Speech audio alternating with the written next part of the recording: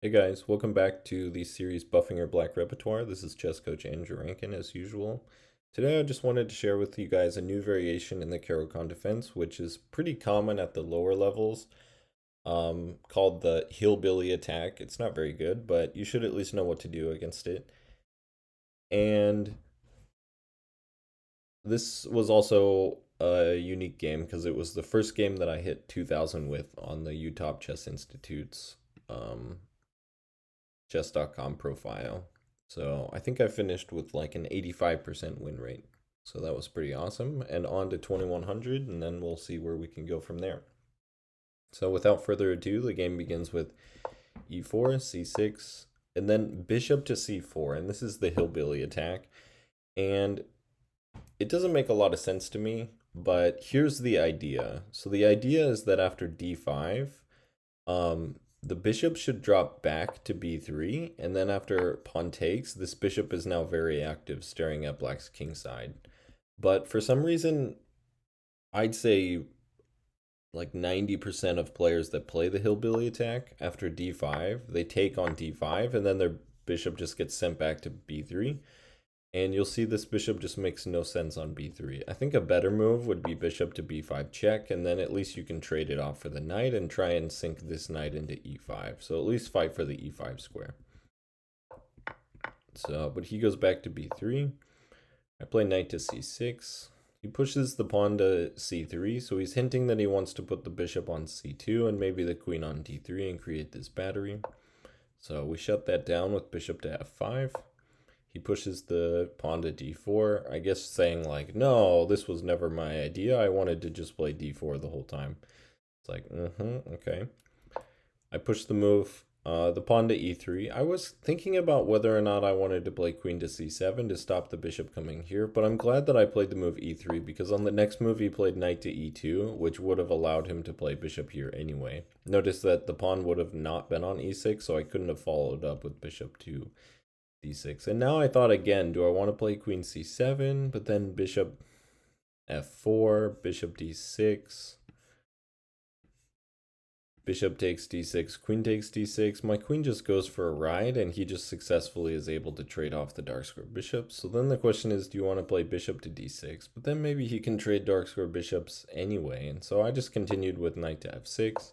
He went bishop to g5, which I was hoping for, and now bishop goes to e7. And I don't think this bishop really does a whole lot here. This bishop is not doing too much here. My knight is always going to eventually try and fight for the e4 square. I don't mind trading off dark square bishops. And my long-term attack is just going to be to play b5, b4, the minority attack. So he plays knight b to d2. So really strange setup with his knights, but okay. We castle. He puts the knight on g3, attacking my light square bishop. And I drop the bishop back to g6. He takes on f6, and then he puts the knight on h5. So this is a really critical moment, I think, because it's really the first time that black has to decide what to do, has to make an important decision. And that decision is whether or not to take the knight. So he's probably going to win one of our bishops. I mean, I guess we could drop the dark square bishop back, but I don't really want to lose time, especially because he played knight to e2, knight to g3, knight to h5, which is already 1, 2, 3 moves, and if he takes the bishop, that's 4. So I decided why not let him just dink around. I don't really care if we trade off pieces because I can start my attack right away with the move b5. I'm pretty sure the computer said this is either the top move or one of the top engine moves. So he takes and I take back with the queen. And now you notice he has a really awkward knight on d2, a bad bishop on b2, and he hasn't even castled yet. So he's got 2 pieces developed. They're not even developed to good squares. I have 3 pieces developed and I'm castled and my attack is hitting on the next move and he hasn't even castled yet. So this is why you shouldn't do shenanigans like this as white in the opening, and you definitely shouldn't do them as black in the opening, and you should just focus on standard development and not moving your pieces more than once, unless you absolutely have to. Like when my bishop was here and he played knight to g3, then of course I'm going to drop it back. So he castles and I just push b4. So now the attack comes. He puts his rook on c1, I take. Notice he can't take here with the rook, because then his center pawn falls. So that's why he takes back with the pawn. And now we already have a long-term weakness that we can play against. And so I think black is already minus 0.5 here, if not a little bit more. And black just has a nice comfortable advantage. So we put the F rook on the C file because we're definitely going to try and trade off these pawns, play on the open A and B files, and then put as much pressure on the C pawn as possible. Ideally, we trade knights, and then we just have heavy pieces, queens and rooks, all trying to pile up on this backward C pawn. So that's our plan. He puts the knight on F3, which is very logical. He's going to this square. And I play knight to A5.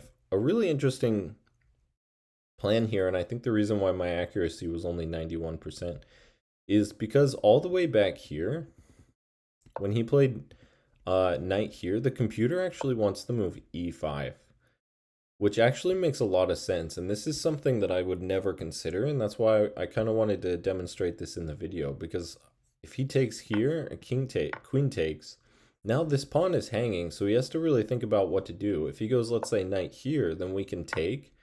If he takes back with the pawn, or regardless of what he takes back, he ends up with an isolated pawn here, but most importantly, he gets hit with a check. So E5 is actually really nasty. I'm not really sure what to do about it here. Maybe castling, pawn takes, knight takes.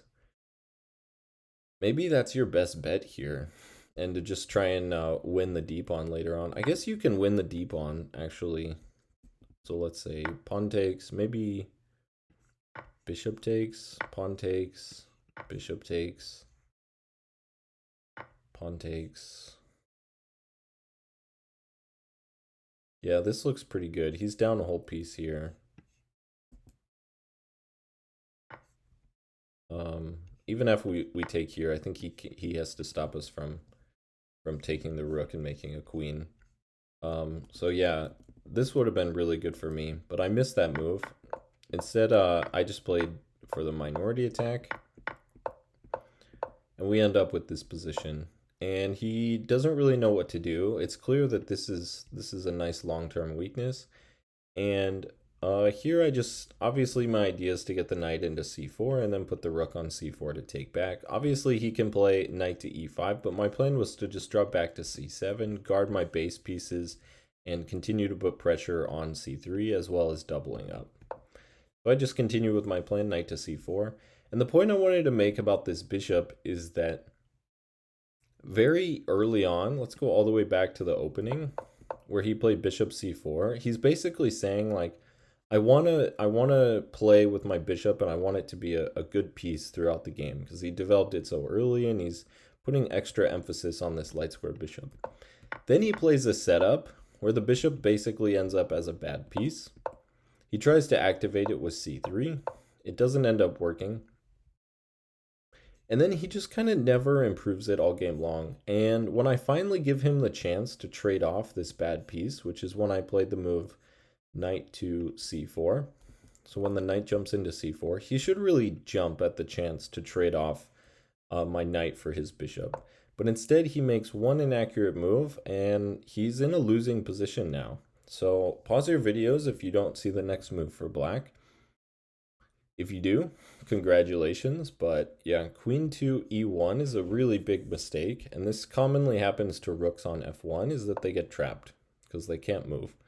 So bishop to d3, I bet white really wishes he was fighting for this diagonal, or his bishop was at least on e2, which protects this diagonal.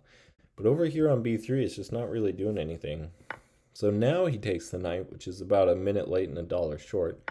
I took with the bishop. The computer wants me to take with the rook, but then he has this tempo gaining move. I thought that was kind of annoying. So bishop takes. He moves the queen, trying to give some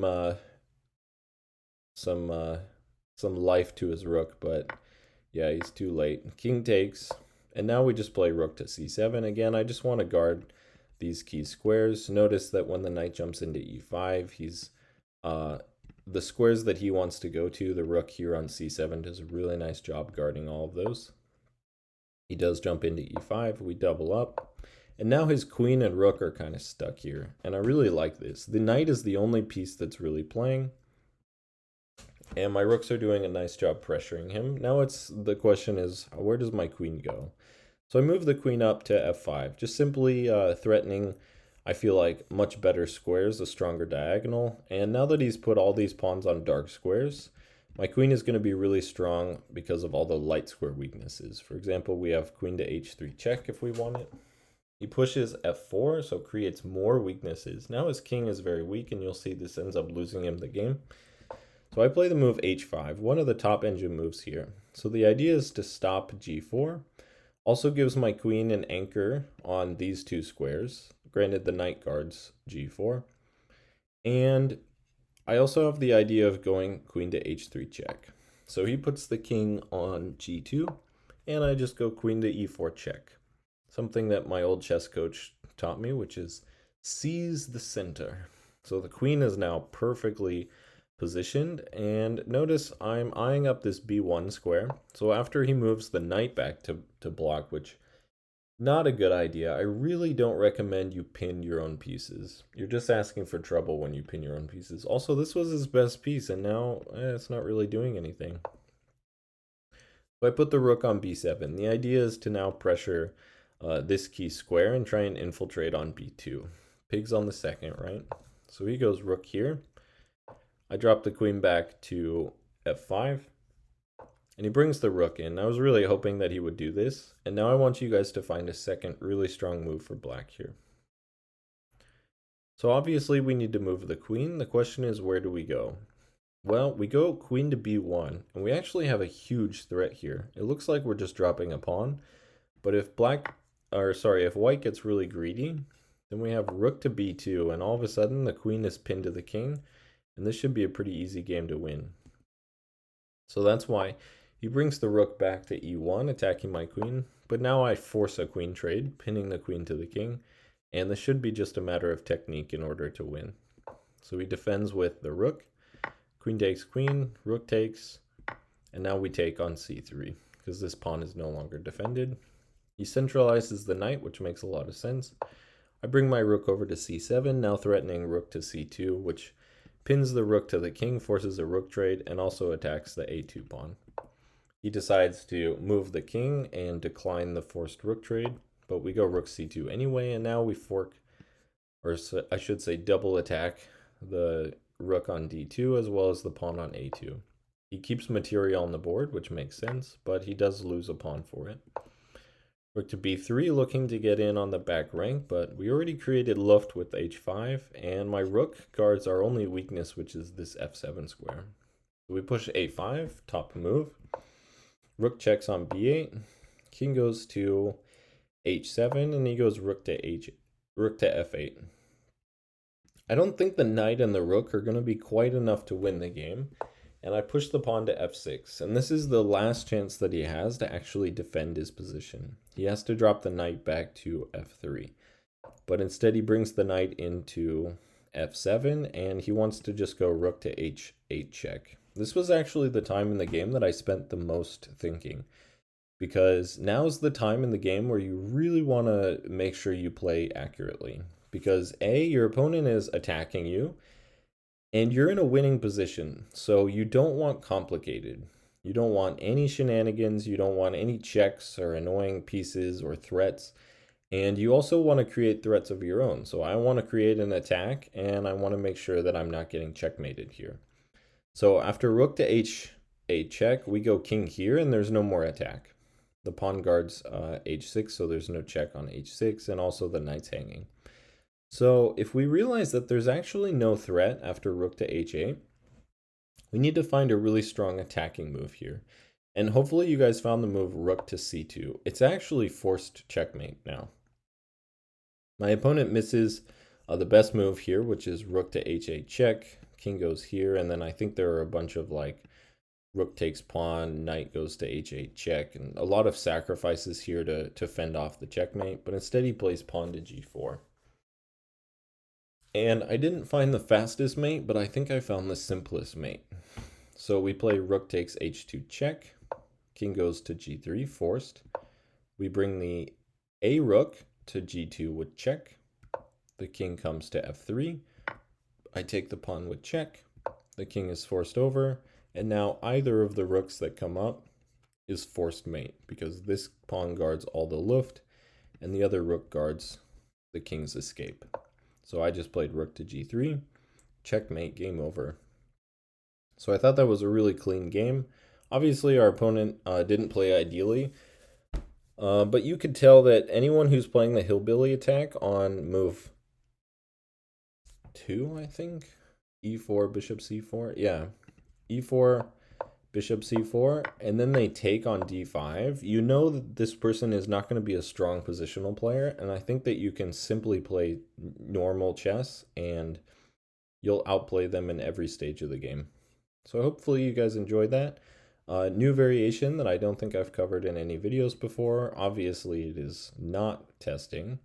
So hopefully you guys enjoyed that, found it educational, and I'll catch you next time. Thanks, bye.